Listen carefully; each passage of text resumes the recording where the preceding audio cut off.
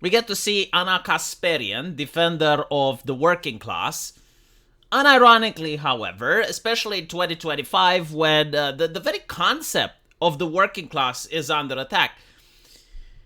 Here you have a video that went absolutely viral on Twitter, simply mocking the idea that Americans could create clothing or that they could manufacture smartphones. So here you have like Americans lazy, complacent, old.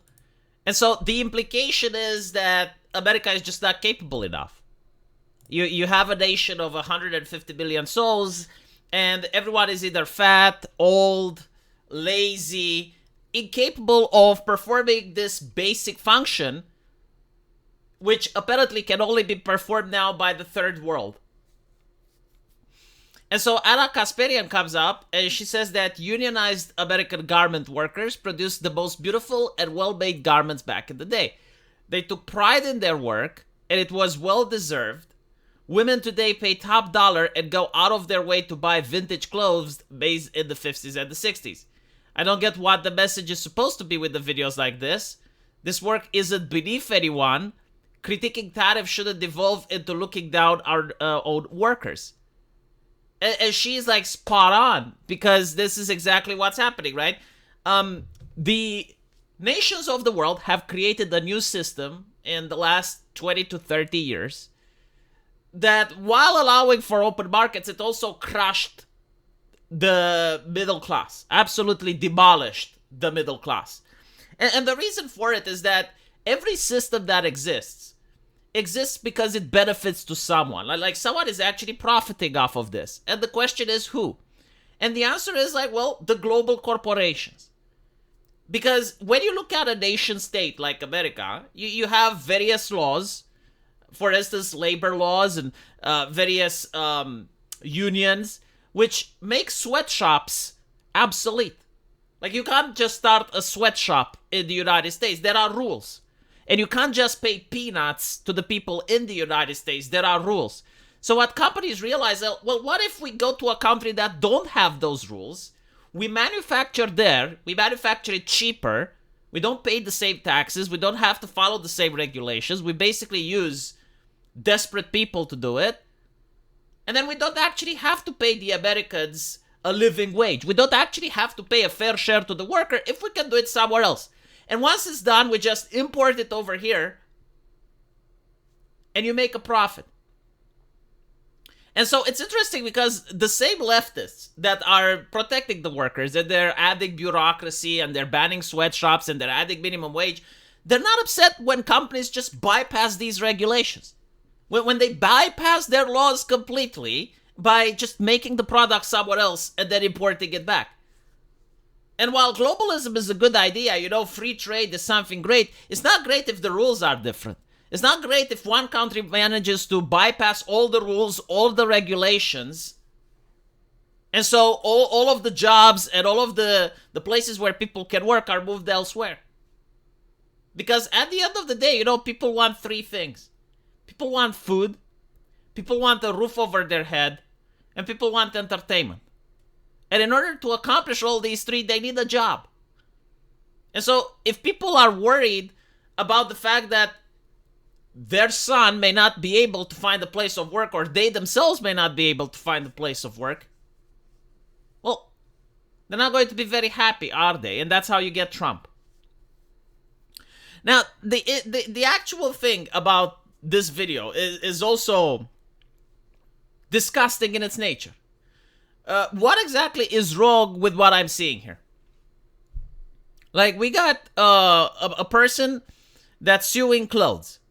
Okay, he's fat, so what? Like, you don't need to be fit in order to sew clothes? How is this a demeaning job? This is what I don't understand.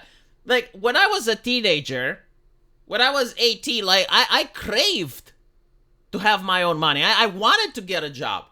And I flipped burgers at McDonald's and I spin that chicken at KFC, and I got used to the idea of having a job, having responsibilities, having a schedule, meeting co-workers, meeting friends. It was a really nice experience. This doesn't have to be a career. You don't have to do this for your own life. We don't live in the Industrial Revolution anymore. It could be a job that a lot of young people would do before going to another job. Or, a person like me, let's say my YouTube career doesn't work anymore. So before I manage to find a new job, I get something like this, so I don't starve. Why exactly is this a bad thing? Meanwhile, someone that's a single mom and is on welfare, oh, well, that's prestigious, isn't it? Like, we elevate that model in society. Meanwhile, we diminish this one. Like, why is this one more demeaning than being on welfare? And then you also have, like, what else do we get? We got people making smartphones. Why is this a bad thing again? This is what I don't understand. Like, I'm looking at this absolutely baffled. Like you're not showing me someone that's on a construction site breaking their back, being covered with various chemicals, or a sewage worker that's in the sewer. And by the way, like, those jobs are necessary as well. But, like, they would be a lot more shocking, right? They would be a lot more harrowing to see a person, like, knee-deep in shit, cleaning up the sewage. No, you're showing me, like, people in sterile environments doing a job that is required for society, and I'm willing to bet. I'm willing to put money on this, because, again, it's 2025, right? We're not in 2010 anymore. Even in China, they probably don't work like this anymore. Like even in China, most of these jobs are becoming automated. It's not like just sitting on an assembly line and repeating the same thing over and over and over again. Like, maybe that is in some places, but I got a feeling that it's starting to get automated even in China. So, like, again, this idea that these jobs are horrible and beneath you. Like, this is the one thing that it's like it's beneath someone. No, it's not.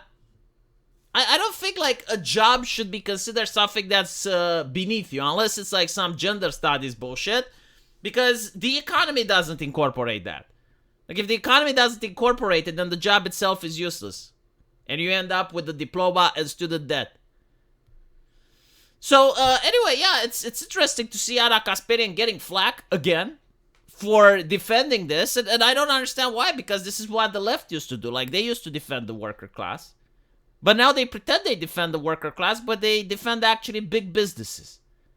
Like, it's shocking how people, just a couple of years ago, all of them leftists, were saying during the pandemic that it's okay to shut down the economy, that it's okay to be in defense of looting. Like, that was actually a book that was being sold on Amazon. Like, they were championing all these things, right? And all of a sudden, I am led to believe that they really care about line goes down. All of a sudden, they really care about the economy. All of a sudden, they really care about all these issues that they didn't seem to care about during the pandemic. It's fascinating, isn't it? That they're acting as if they have shares in these companies. They're acting as if they themselves will suffer because the companies will have to lose a profit by moving into the United States and actually providing not just a decent living wage, but abiding by all the regulations that the left imposed for them. Environmentalist regulations, worker regulations, the type of shit that they love. But anyway, right, let me know what you guys think. And as usual, I'll see you in the comment section. Take care.